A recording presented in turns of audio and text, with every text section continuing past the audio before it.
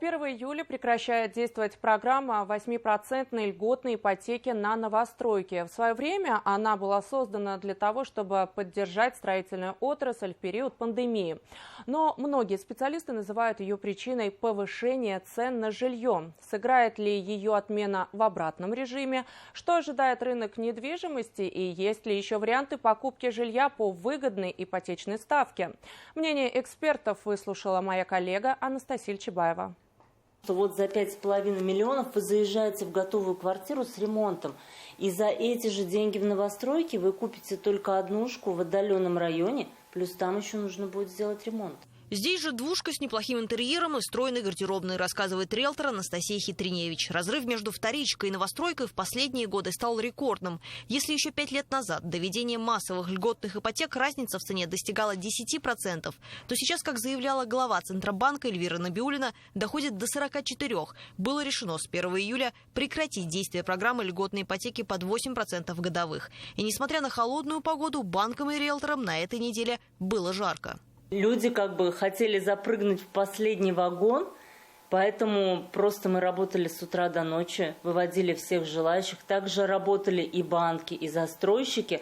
Просто банки и в субботу, и в воскресенье некоторые отделения выходили. Беспрецедентная 8% ипотека, считают специалисты, и раскачала рынок. С повышением спроса на квартиры взлетели и цены. Новостройка потянула за собой и вторичку. Что же остается на сегодня? Помимо классической ипотеки, чья процентная ставка многих просто пугает. Сохранятся адресные программы. Сельская ипотека, IT-ипотека, которая будет действовать еще до конца года, семейная ипотека. И воспользоваться ею сможет большее количество людей. Кроме граждан России с детьми до 6 лет, претендовать смогут жители малых городов и регионов с низким уровнем строительства, а также люди, которые хотят построить собственное жилье вне зависимости от возраста ребенка. То есть пока действуют вот эти льготные программы, никакого снижения на рынке новостроек не будет. Кроме того, застройщики сейчас стали уже придумывать какие-то акции. То есть я знаю, что в Москве уже есть такое, анонсировали некоторые крупные застройщики, о том, что они готовы сами субсидировать ставки там на первые 2 года, на первые 5 лет. То есть ставка будет не рыночная, не 17-18, а будет ставка там 8-10. Но в убыток себе застройщики работать не будут, так что возможно, что и за такие акции в итоге будут платить сами покупатели. Есть и другой взгляд на дальнейшую стоимость жилья. Нынешние цены на недвижимость вкупе с ипотечной ставкой, которая может еще и вырасти при дальнейшем повышении ключевой, для многих уже неподъемны, а продавать все же нужно. Если мы посмотрим на рыночную ситуацию, на рыночные механизмы, а именно сейчас они будут более влиять на рынок, то здесь, конечно, надо говорить о том, что рынок остынет и снижение цен непременно будет, хотя в это верить многие не хотят.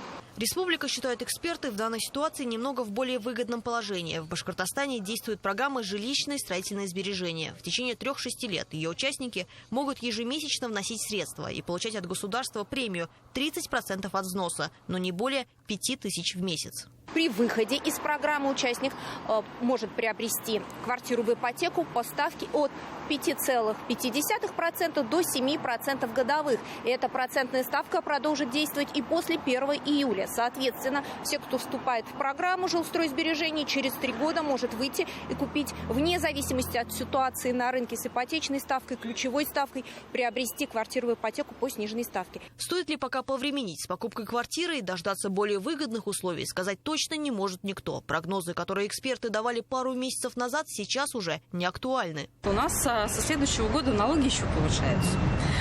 И НДС даже на упрощенную систему налогообложения будет. Поэтому вот этот фактор, он все равно как-то не даст. Если даже у нас будет какая-то акционная коррекция где-то чего-то, то, маловероятно, что это будут какие-то серьезные цифры. Может быть, кому-то удастся что-то по акции с каким-то торгом, с каким-то что-то купить, но что у нас глобально цены снизятся на серьезную величину, инфляцию тоже никто не отменял.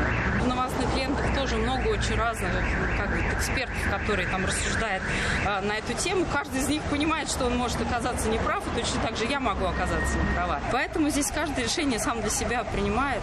Менее выгодным стало и инвестирование в недвижимость. Специалисты предлагают альтернативы – вкладываться в ценные бумаги. Но здесь все же необходимо иметь представление о фондовом рынке. И можно легко потерять деньги. Начинать стоит с небольших сумм и акций крупных надежных компаний. Куда более стабильны вложения в банковские вклады, тем более, что проценты стали привлекательнее. Появляются очень интересные варианты. Не нужно бежать в первый попавшийся банк для того, чтобы открыть вклад. Конечно, ставка будет зависеть от срока, от возможности пополнения и снятия денег и, конечно же, от суммы. Лайфхак. Обязательно отслеживайте условия, на которых ваш вклад будет продлеваться. При пролонгации ставка может быть ниже действующих на тот момент предложений на рынке. Лучше этот вклад закрыть, а поискать новое, более выгодное предложение. Это и хорошая возможность подкопить на первоначальный взнос тем, кто пока решил повременить с покупкой жилья и дождаться, что же будет в следующей серии остросюжетного сериала «Цены на недвижимость». Анастасия Чебаева, Артур Хуснудинов, Виктор Миренков. Итоги недели.